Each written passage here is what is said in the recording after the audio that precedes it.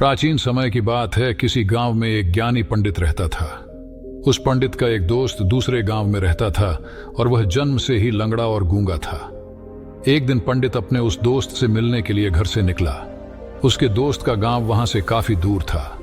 वह ज्ञानी पंडित रास्ते में जा ही रहा था कि उसे अचानक एक आदमी मिला। वह आदमी भी उस पंडित के साथ साथ चलने लगा। पंडित ने भी सोचा कि रास्ता बहुत लंबा है, इस आदमी के साथ बातें करते करते रास्ता आसानी से कट जाएगा। ज्ञानी पंडित ने उस आदमी से उसका नाम पूछा तो उस आदमी ने अपना नाम महाकाल बताया। अब पंडित और महाकाल दोनों साथ साथ चल रहे थे कि रास्ते में एक दूसरा गांव आया। तब महाकाल ने उस पंडित से कहा कि तुम आगे चलो, मुझे इस गांव में एक पहचान वाले से थोड़ा सा काम है, मैं काम खत्म करके अभी आता हूं। थोड़ी ही देर में गांव में एक भैंस ने एक आदमी को मार दिया और यह खबर पूरे गांव में फैल गई। कुछ ही देर में महाकाल पंडित के पास वापस आ गया। वह दोनों साथ साथ आगे बढ़ने लगे। थोड़ी दूर जाने पर रास्ते में एक और गांव आया तो महाकाल उस पंडित से बोला कि इस गांव में थोड़ा सा काम है, तुम चलो, मैं काम खत्म करके आता हूं। उस आदमी के जाने के कुछ ही समय के पश्चात उस गांव में आग लग गई। वह पंडित अब सोचने लगा कि यह आदमी जहां जहां जाता है वहां पर कोई ना कोई बुरी घटना जरूर घटती है। अतः उस पंडित ने महाकाल से पूछ ही लिया कि भाई तुम कौन हो, तुम जहां भी जाते हो वहां कोई ना कोई बुरी घटना जरूर होती है। पंडित की बात सुनकर महाकाल बोला कि मैं यमदूत हूं, मनुष्यों के प्राण हरण करना मेरा काम है। उसके बाद पंडित ने महाकाल से पूछा कि तुम यमदूत हो तो यह बताओ कि अगली मृत्यु किसकी होने वाली है। तब महाकाल ने कहा कि अगली मृत्यु तुम्हारे उस मित्र की होने वाली है जिससे तुम मिलने के लिए जा रहे हो। वह पंडित सोचने लगा, यदि ऐसी बात है तो मैं अपने मित्र से मिलने नहीं जाऊंगा। यह सोचकर पंडित वापस अपने गांव की तरफ जाने लगा। महाकाल ने पंडित को वापस जाते हुए देखकर कहा कि तुम जो सोच रहे हो ऐसा कुछ भी नहीं होगा। होनी एक अटल सत्य है, इसलिए होकर ही रहेगी। थोड़ी देर में उस पंडित ने देखा कि उसका मित्र उससे मिलने के लिए बड़ी तेजी से चला आ रहा है। जैसे ही उसका मित्र उस पंडित के पास पहुंचता है, हृदयाघात होने के कारण उसकी मृत्यु हो जाती है। इससे उस पंडित को बहुत बड़ा पछतावा होने लगा।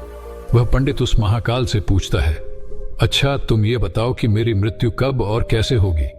तब महाकाल ने कहा कि तुम्हारी मृत्यु ठीक 6 महीने बाद दूसरे राज्य में फांसी लगने से होगी। पंडित यह बात सुनकर घबरा गया और वह जल्दी से अपने घर पहुंचा और सीधे अपने राज्य के राजा के पास गया और राजा को सारी बात बता दी। तब राजा ने सभी मंत्रियों को बुलाया और इस समस्या का हल पूछा।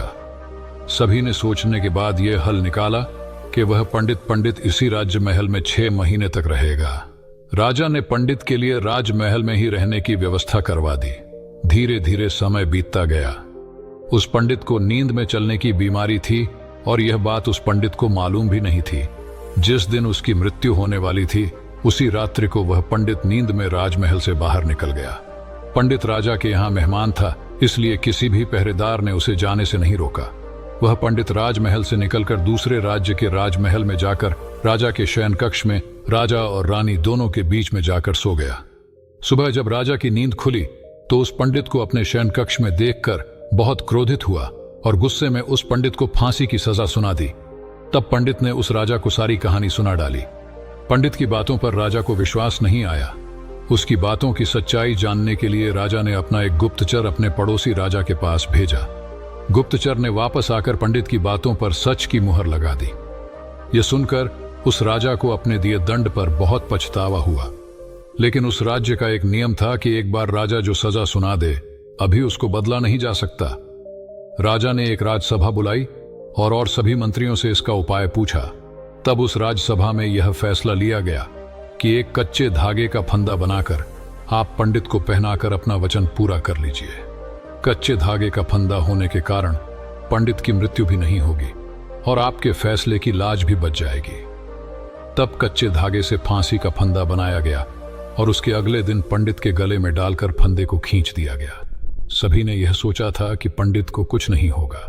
फांसी देते समय धागा तो टूट गया, लेकिन उस कच्चे धागे की वजह से उस पंडित के गले की नस कट गई, जिसकी वजह से उसका खून तेजी से निकलने लगा। ज्यादा खून बह जाने की वजह से उस पंडित की मृत्यु हो गई। दोस्तों, इस छोटी सी कहानी से हमें यह सीख मिलती है कि मृत्यु एक अटल सत्य है।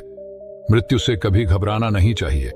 हर जीव अपने किए हुए कर्मों के अनुसार निश्चित समय के लिए इस संसार में आता है। मनुष्य स्वयं चाहे अथवा ना चाहे, लेकिन समय अवधि पूर्ण होने के पश्चात इस दुनिया से उसे जाना ही पड़ता है। दोस्तों, उम्मीद करते हैं कि आपको यह कहानी जरूर पसंद आई होगी, इसलिए इस वीडियो को लाइक करके अपने दोस्तों के साथ शेयर जरूर करें और रोजाना ऐसी ही मोटिवेशनल स्टोरी सुनने के लिए चैनल को सब्सक्राइब जरूर कर लें। धन्यवाद।